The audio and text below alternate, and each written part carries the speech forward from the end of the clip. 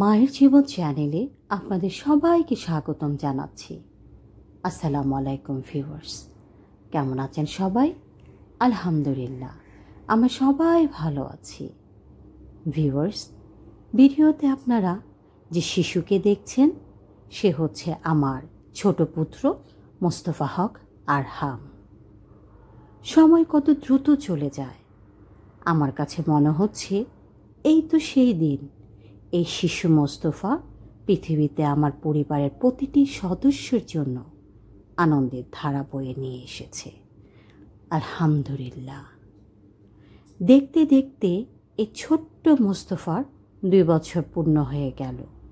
মাশাআল্লাহ, এই 2 বছরে আমি একটু একটু করে ভিডিও ধারণ করে রেখেছি আজকের ভিডিও তৈরি করার জন্য। মোস্তফা, আজকের এই ভিডিওটি তৈরি করার পেছনে আমার একটি বৃহৎ উদ্দেশ্য রয়েছে, যা তোমাকে যুগের পর যুগ তোমার জীবনে আসা বাস্তব সকল কঠিন পরীক্ষাকে সহজ করে দেবে ইনশাআল্লাহ। পুত্র আমার, মানুষ মরণশীল। আমি যে তোমার জীবনে সারা বছর ছায়া হয়ে তোমার পাশে থাকতে পারবো তার কিন্তু নিশ্চয়তা নেই। পুত্র আমার, স্বপ্ন আর বাস্তবতা কখনো এক নয়। মানুষ অনেক অবাস্তব স্বপ্ন দেখে নিজেকে যতটুকু পারে ততটুকু স্বাবলম্বী করে গড়ে তোলার জন্য। স্বপ্ন দেখা অন্যায় নয়, বরং সেটা বাস্তব রূপ দেওয়াটাই বাস্তবে অনেক কঠিন। পুত্র আমার, তুমি হয়তো অবাক হবে কেন আমি এমন কঠিন বাক্যগুলো বলেছিলাম। পুত্র আমার, বাস্তব জীবনে আমি তোমার মা নুসরাত খন্দকার অনেক কঠিন পরীক্ষার সম্মুখীন হয়েছিলাম। আমার জীবনে আমি অনেকবার হোঁচট খেয়েছিলাম, কিন্তু মনোবল কখনোই ভেঙে যায়নি। জীবনে প্রতি পদক্ষেপে যত কষ্ট পেয়েছিলাম সে কষ্টগুলোকে একত্রিত করে একটি মজবুত হাতিয়ার বানিয়ে ঠিক ততবার সামনের দিকে এগিয়ে গিয়েছি। জীবনের কষ্টগুলোকে অনুপ্রেরণার ছবিতে পরিণত করেছি। মোস্তফা, আজকে আমি তোমাকে তোমার জীবনে প্রয়োজনীয় কিছু উপদেশ দিব, যা তোমার সামনের দিনগুলোতে প্রয়োজন পড়তে পারে। আর এই উপদেশগুলো আমার জীবনের বাস্তব অভিজ্ঞতা থেকে অর্জিত। সর্বপ্রথম আমি সুলতান সুলাইমান নামক একটি সিরিজ থেকে কিছু কথা বলবো, কারণ পুত্রকে দেওয়া পিতার এই উপদেশগুলো আমি বাস্তব প্রমাণ পেয়েছি ও আমার জীবনের সাথে অনেক মিল আছে। উপদেশগুলো হচ্ছে, মোস্তফা, বাহাদুর ছেলে আমার, শোনো, ঐশ্বর্যের চেয়ে দামি সম্পদ বুদ্ধিমত্তা, আর সবচেয়ে বড় দারিদ্র্য হচ্ছে মূর্খতা। নিরর্থক ভয় পাওয়া হচ্ছে সবচেয়ে বড় দুর্বলতা, আর সবচেয়ে অধিক মূল্যবান বিষয় হৃদয়বান হওয়া। শোনো, বোকার সাথে বন্ধুত্ব করতে যাবে না, সে তোমার উপকারের চেয়ে ক্ষতি করবে বেশি। কৃপণের সাথেও বন্ধুত্ব করো না, কারণ সে তোমার বিপদের সময় পাশে না থেকে নিজেকে গুটিয়ে নেবে। সাবধান, কোনো পরনিন্দাকারীকে তোমার বন্ধু বানিও না, সে নিজের প্রয়োজনে তোমাকে ব্যবহার করবে। আর সেই সাথে মিথ্যাবাদীর সাথেও বন্ধুত্ব করবে না, কারণ সে মরীচিকার মতো দূরের স্বপ্নে বিভোর করে কাছের জিনিসগুলোকে দূরে সরিয়ে দিবে।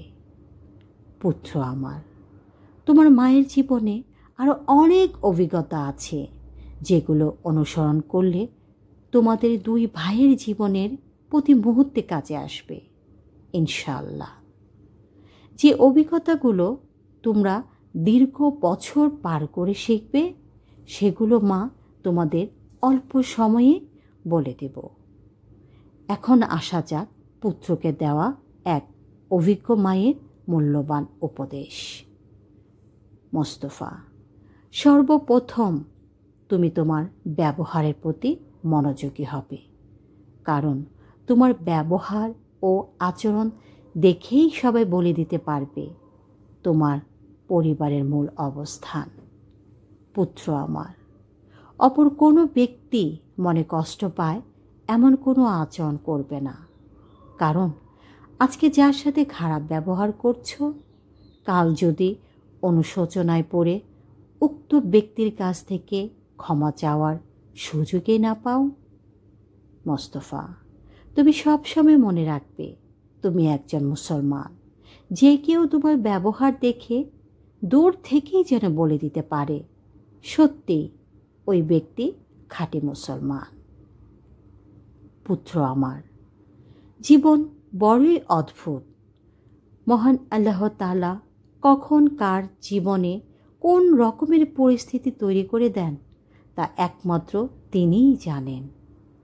তার জন্য নিজেকে এমনভাবে তৈরি করবে যে যত কঠিন পরিস্থিতি হোক না কেন, মহান আল্লাহ তাআলা যেন সকল প্রতিকূল পরিস্থিতি তোমার নিয়ন্ত্রণাধীন করে দেন। আমিন। মোস্তফা, তোমার চারপাশের মানুষজন সবাই কিন্তু 100 ভাগ ভালো অথবা 100 ভাগ খারাপ ব্যক্তি নাও হতে পারে। তুমি ভালো মন্দ সবার সাথেই সামাজিকতার কারণে আন্তরিকতার সাথে মিশবে। এদের মাঝে এমন অনেক মানুষ থাকতে পারে যারা তোমার সংস্পর্শে এসে তোমার কাছ থেকে ভালো উপদেশগুলো গ্রহণ করে তারাও ভালো মানুষ হিসেবে নিজেকে গর্বিত বোধ করবে। পুত্র আমার, আমি দোয়া করি তোমরা যেন পৃথিবীর সকল ইমানদার, সৎ, ধনী, জ্ঞানী ব্যক্তিদের মধ্য থেকে একজন হও। তোমার মাঝে যেন সর্বদা জ্ঞান অর্জনের মনোভাব বিস্তার থাকে, কিন্তু নিজেকে কখনো অনেক জ্ঞানী ব্যক্তি মনে করবে না, কারণ জ্ঞান আহরণের না থাকে কোনো সীমাবদ্ধতা, না থাকে কোনো বয়স। তাই সর্বস্তরের জ্ঞানী ব্যক্তিদের কাছ থেকে যা তুমি জানো না তার তথ্যগুলো সংগ্রহ করার চেষ্টা করবে। মোস্তফা, কোনো পরিস্থিতিতে যদি এমন হয় তোমার কারোর সাথে তর্ক করতেই হবে, তবে জ্ঞানী ও বুদ্ধিমান ব্যক্তিদের সাথে তর্ক করবে। কেননা জ্ঞানী ব্যক্তিদের সাথে তর্ক করলেও অনেক অজানা কিছু শেখা যায়। যদি এমন পরিস্থিতিতে পড়ে যাও যেখানে তোমাকে তর্ক করতে হবে তোমার থেকেও কম জানা ব্যক্তির সাথে, তখন ওই পরিস্থিতিতে পুত্র আমার কথা না বাড়িয়ে বুদ্ধিমত্তার সাথে পরিস্থিতি নিয়ন্ত্রণ করবে। মোস্তফা, এখন তোমাকে যে কথাগুলো বলবো সেগুলো খুব মন দিয়ে শুনবে, কারণ জীবনে উন্নতি ও ধ্বংস এই দুই প্রভাব এই কথাগুলোতে বিরাজমান আছে। মোস্তফা, পুত্র আমার, মন দিয়ে শোনো। জীবনে কোনো দিন নিজের কোনো কিছুর জন্য আত্ম অহংকার করো না, কারণ তোমার জীবন ধ্বংস করার জন্য অন্য কোনো ব্যক্তির প্রচেষ্টার প্রয়োজন হবে না। তুমি নিজেই তোমার ধ্বংসের জন্য দায়ী থাকবে। পুত্র আমার, জীবনের দীর্ঘ বছর কেটেছে আমার শুধুমাত্র এই অহংকার করা মানুষদের নিশ্চিত পতন দেখে দেখে। মানুষের বৃহৎ অহংকারের কথা বাদই দিলাম, ছোট্ট ছোট্ট অহংকারেরও পতন দেখেছি আমি। আমার কাছে মনে হয় মহান আল্লাহ তাআলা মনে হয় খুবই অপছন্দ করেন অহংকার করাকে। মোস্তফা, তুমি বিশ্বাস করো, আমার জীবনে যবে থেকে আমি উপলব্ধি করতে পেরেছিলাম যে অহংকারকারীদের পতন নিশ্চিত, ঠিক ওই দিন থেকে আমি মহান আল্লাহ তাআলার কাছে শুধু দোয়া করি সবসময়, হে আমার আল্লাহ, আপনি আমাকে সকল শয়তানদের কাছ থেকে হেফাজত করেন এবং বিন্দুমাত্র অহংকার দিয়ে আমাকে অহংকারী হিসেবে চিহ্নিত করবেন না। আমিন। মোস্তফা, একটা কথা মনে রাখবে সব সময়, যারা তোমাকে বিন্দুমাত্র নিঃস্বার্থ ভালোবাসা ও আদর দিয়েছেন, জীবনে কোনো দিন ওই সকল ব্যক্তিদের সাথে এমন আচরণ কিংবা এমন কোনো কথা বলবে না যাতে করে ওই সকল ব্যক্তিগণ মনে কষ্ট পান এবং তাদের মন থেকে তোমার জন্য কোনো বদদোয়া না চলে আসে। বিশেষ করে তোমার নানু, তোমার আব্বু, আম্মু ও মনি, অর্থাৎ তোমার শিল্পী খালামণি। কারণ তোমার জীবনে আমাকে কাছে না পাওয়ার ঘাটতিগুলো তারাই পূরণ করে এসেছেন। এখন পর্যন্ত তুমি তাদের কাছে থাকলে আমার শূন্যতা তুমি ভুলে যাও। এতে করে আমি আমার কর্মস্থলে সর্বদা মনোযোগী থাকি। আলহামদুলিল্লাহ। পুত্র আমার, এই পরিবারের অনেক সদস্য আছেন যারা কিনা তোমাকে অনেক অনেক ভালোবাসেন ও আদর করেন। যেমন তোমার মামা মামি, চাচা চাচি, মামাতো চাচাতো ভাই বোনেরা। ফুফা ও ফুফুকে সব সময় শ্রদ্ধা ও ভালোবাসবে, কারণ তোমার জন্য তারা সব সময় দোয়া করেন তুমি যেন সর্বদা ভালো থাকো। পুত্র আমার, জীবনে সুখ ও দুঃখ ওতপ্রোতভাবে সম্পর্কিত। সুখ থাকলেই দুঃখ আসবে, আর দুঃখ থাকলে নিশ্চিত সুখ আসবেই। মোস্তফা, সুখ হোক কিংবা দুঃখ, সর্বদা মহান আল্লাহর কাছে সাহায্য চাবে, কোনো ব্যক্তির কাছে নয়। কারণ আমার জীবনে আমি সর্বদা দেখেছি মহান আল্লাহ তাআলার রহমতের ছায়া আমার ওপর সব সময় বিরাজমান থাকতে। আলহামদুলিল্লাহ, আলহামদুলিল্লাহ। পুত্র আমার, তোমাকে আমার জীবনের আরও অনেক অনেক অভিজ্ঞতার কথা বলার ছিল, কিন্তু সময় স্বল্পতার কারণে আজকে আর বলা হলো না। ইনশাআল্লাহ অন্য সময় না হয় যদি মহান আল্লাহ তাআলা আমাকে সুস্থ ও জীবিত রাখেন তখন বলবো।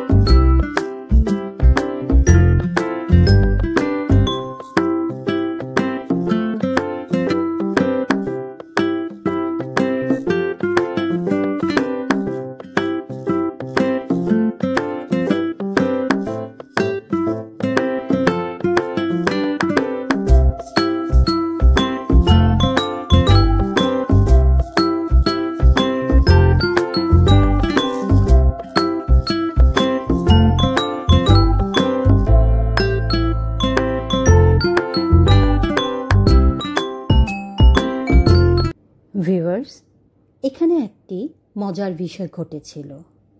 মজার বিষয়টি হচ্ছে খাবারের পরিপূর্ণ প্লেট সামনে পেয়ে ব্যক্তি স্বাধীনতা।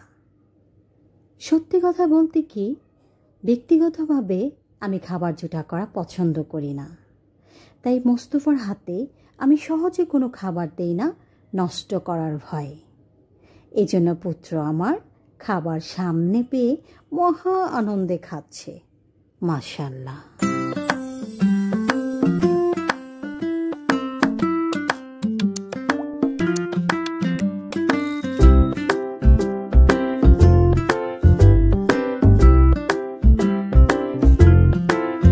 ভিউয়ার্স, ভিডিওতে আপনারা দুটি মজাদার ও সুন্দর ভ্যানিলা কেক দেখতে পাচ্ছেন।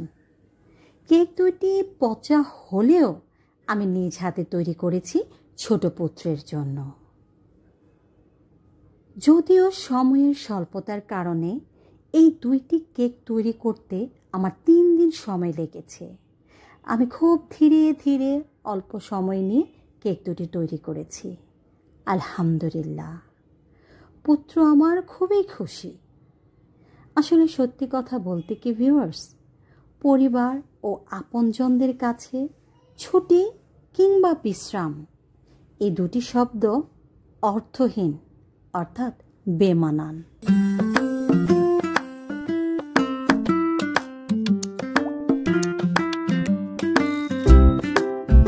সবার সুস্থতা কামনা করে আজকে এ পর্যন্তই। ভালো থাকবেন সবাই। জাজাকাল্লাহ খায়ের। আল্লাহ হাফেজ।